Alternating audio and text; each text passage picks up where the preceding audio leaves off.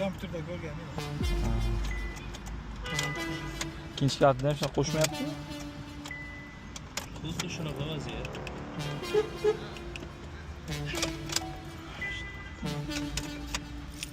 Chipidan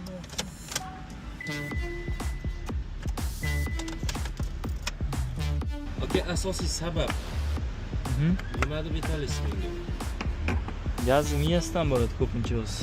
Gazda bitta shunaqa moslashtirib Iloji bor. Boshqa miya qo'yiladi bu yerda. Qimmatroq miya qo'yiladi, gaz miyasi. O'sha zaryadkalarni tekshirib, mana qilsa kontrol qilib turadi, to'g'rimi? muammo bo'lmaydi-da. O'sha gaz qo'yilgan, akkumulyator slabiyroq. Shunaqa muammo shularda bo'lyapti-da. Обязательно shu akkumulyator ozgina muammo bo'lgandan keyin boshlanyapti-da bu. Lekin aniq akkumulyatordan yoki aniq gaz miyasidan deb kim aytolmaydi. Ikkalasi barobar. Onyx trackerlarda xuddi shu blok ishdan chiqib qo'yapti, mashina zavod bo'lmay qolibdi. Hop, akamizda ham shu muammo. Ichida vino o'chib ketib qoladi.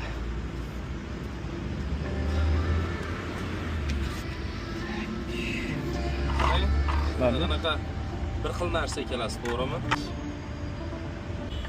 kompyuter.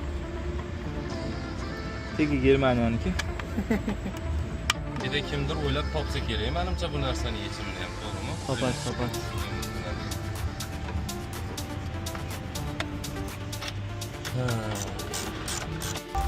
Yangi miya qo'yayotganda programma qilishdan oldin обязательно mana shu joylarga raqamlarga e'tibor berish kerak.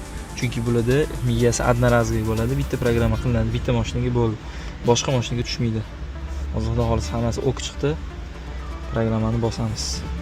Hop. Programma jarayon bo'ldi. Tartib qilamiz. 6505.